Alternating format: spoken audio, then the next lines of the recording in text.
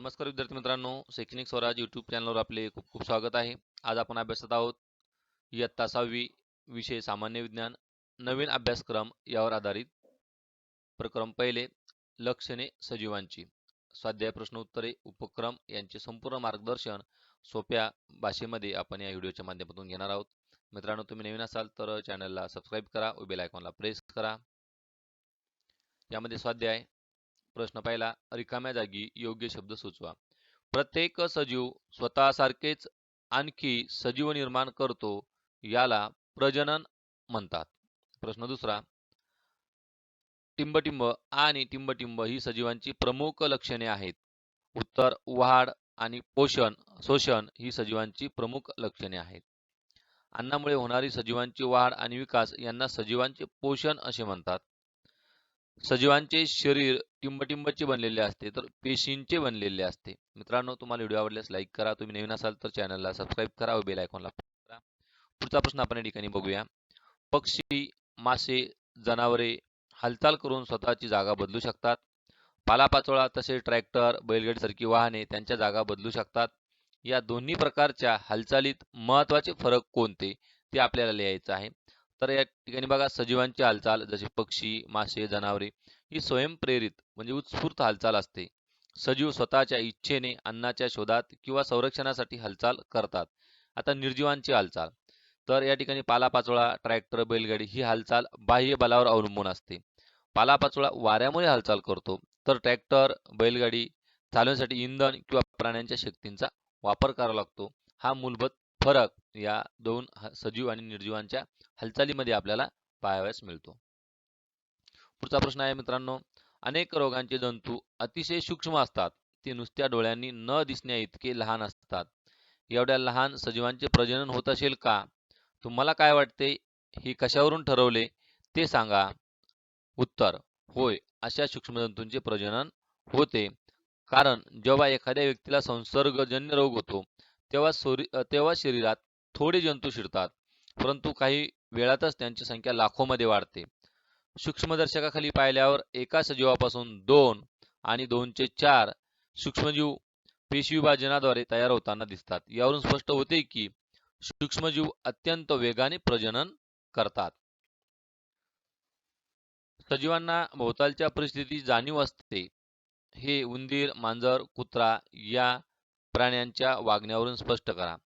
वेगवेगळ्या प्रसंगात ते कसे वागतात याचे अनुभव आणि निरीक्षणे लिहा. याचं उत्तर पहा, उंदीर, मांजर किंवा माणसाची चाहूल लागताच उंदीर तात्काळ दडून बसतो किंवा बिळात पळून जातो. आता मांजराचं निरीक्षण आपण जर केलं, दुधाचे भांडे उघडल्याचा आवाज होताच मांजर स्वयंपाकघराकडे धावते.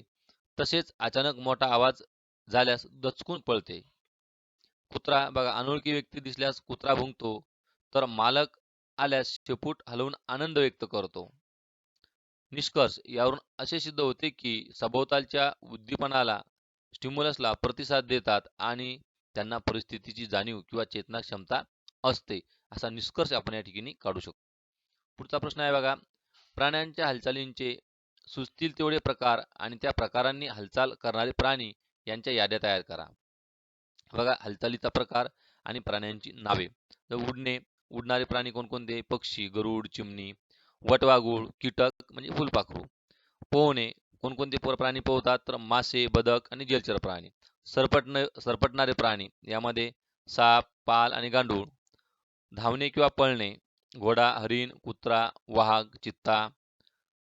डेरी मारणे म्हणजे उड्या मारणे, तर बेडूक, कंगारू, टोळ इत्यादी पद्धतीचे प्राणी. बघा, पुढचा प्रश्न आहे, वनस्पतींना चेतना क्षमता असते हे ज्यावरून समजते अशी सुचतील तेवढी तुमची निरीक्षणे आणि अनुभव लिहा. आपले अनुभव लिहायचे आहेत. बघा, लाजाळूचे झाड सर्वांना माहिती आहे. लाजाळूच्या पानांना स्पर्श करताच ती मिटतात. लाजरा वनस्पती, रोपे, खिडकीत ठेवलेले रोप प्रकाशाच्या दिशेने झुकते. त्यानंतर कलम किंवा वेली, बघा, वेल वाढताना आधाराच्या दिशेने वळते. झेंडू किंवा सूर्यफूल, सूर्यफूल सूर्याच्या दिशेने आपले तोंड फिरवते, म्हणूनच आपण त्याला सूर्यमुखी किंवा सूर्यफूल म्हणत असतो.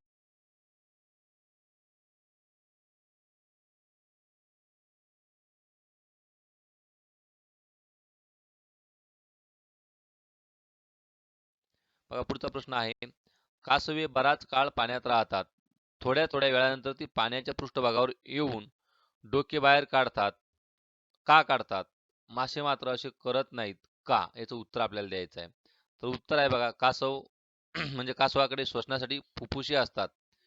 ते पाण्याखाली विरघळलेला ऑक्सिजन थेट घेऊ शकत नाही. म्हणून श्वास घेण्यासाठी, हवेतील ऑक्सिजन घेण्यासाठी ते थोड्या थोड्या वेळाने पाण्याच्या पृष्ठभागावर डोके बाहेर काढतात. आता माशांचा जर विचार केला तर माशांकडे श्वसनासाठी कल्ले असतात. मासे पाण्यात विरघळलेला ऑक्सिजन कल्ल्यांच्या सहाय्याने थेट शोषून घेऊ शकतात. त्यामुळे त्यांना पाण्याच्या बाहेर डोके काढण्याची गरज नसते. प्रश्न 8वा, बेडकाचा जीवनक्रम योग्य क्रमाने लिहा. या ठिकाणी चित्र दिलेलं आहे. या ठिकाणी बेडकाचा जीवनक्रम उलट-सुलट क्रमाने दिला आहे. तो योग्य क्रमाने येण्यासाठी चौकटीत क्रमांक द्या. आता याच्यामध्ये सर्वात प्रथम अवस्था कोणती आहे? तर ही सर्वात प्रथम अवस्था आहे बीज. त्यानंतर या ठिकाणी नंबर 2 ला अळी, त्यानंतर 3 नंबर, अशा पद्धतीने कोश 4 नंबर आणि शेवटची 5 नंबरला असा बेडूक तयार होतो. सजीव आणि निर्जीव यांच्या लक्षणांच्या आधारे खालील उदाहरणांचे सजीव आणि निर्जीव असे गट करा. दगड, फुलपाखरू, सायकल, पुस्तक, मासा, हवा, पतंग, झाड, बस यांचे आपण 2 गट केले. बघा, सजीवामध्ये फुलपाखरू, मासा आणि झाड येतात. तर निर्जीवामध्ये दगड, सायकल, पुस्तक, हवा, पतंग, बस असे घटक येतात. आता खालील प्रश्नांची उत्तरे लिहा. दीर्घ प्रश्न आहेत. दुष्काळात पुरेसा चारा आणि पाणी न मिळाल्याने जनावरांवर कोणता परिणाम होतात ते आपल्याला लिहायचे आहे. तर उत्तर, जनावरांना पोषण न मिळाल्यामुळे ती अशक्त व कुपोषित होतात. त्यांची आजारपणाविरुद्ध ची प्रतिकारशक्ती कमी होते. दुभती जनावरे दूध कमी देतात किंवा बंद करतात. तीव्र दुष्काळात अन्नाअभावी आणि तहान लागल्यामुळे जनावरांचा मृत्यू देखील होतो. बघा, वाघाचा बछडा मोठा होतो, त्याचा विकास होतो का? हे विधान स्पष्ट करा. तर याचं उत्तर आहे होय. वाघाच्या बछड्याचा विकास होतो. स्पष्टीकरण, वाघाचा बछडा मोठा होणे म्हणजेच केवळ त्याची शारीरिक वाढ, वजन, उंची वाढणे नव्हे, तर त्याच्या अवयवांची कार्यक्षमता वाढणे, शिकार करण्याची कौशल्य शिकणे, त्याचप्रमाणे स्वतःचे रक्षण करणे आणि शारीरिक व मानसिकदृष्ट्या सक्षम होणे म्हणजेच त्याचा विकास होणे होय. अशा पद्धतीने आपण याचं स्पष्टीकरण दिलेलं आहे. प्रश्न आहे, उपक्रम आहे एक तुम्हाला सुचवलेला. माहिती, झाडांच्या पासून नैसर्गिक डिंक, उदाहरणार्थ बाबळीचा डिंक, शेवग्याचा डिंक मिळवण्यासाठी झाडाच्या खोडावर लहान चीर पाडली जाते, ज्यातून रस बाहेर येऊन वाळल्यानंतर डिंक बनतो. याचप्रमाणे वनस्पतीपासून रबर, चिकापासून काथ, राळ, कापूर, सुगंधी तेल, औषधे आणि लाकूड हे विविध उपयुक्त पदार्थ मिळवले जातात. मित्रांनो, हा संपूर्ण व्हिडिओ तुम्हाला कसा वाटला नक्की कळवा. आवडला असेल तर त्याला व्हिडिओला लाईक करा. तुम्ही नवीन असाल तर चॅनलला सबस्क्राईब करा व बेल आयकॉनला प्रेस करा. आपण पुन्हा भेटूया पुढील व्हिडिओमध्ये. Thank you. Don't forget to subscribe my channel. Thank you once again. Bye.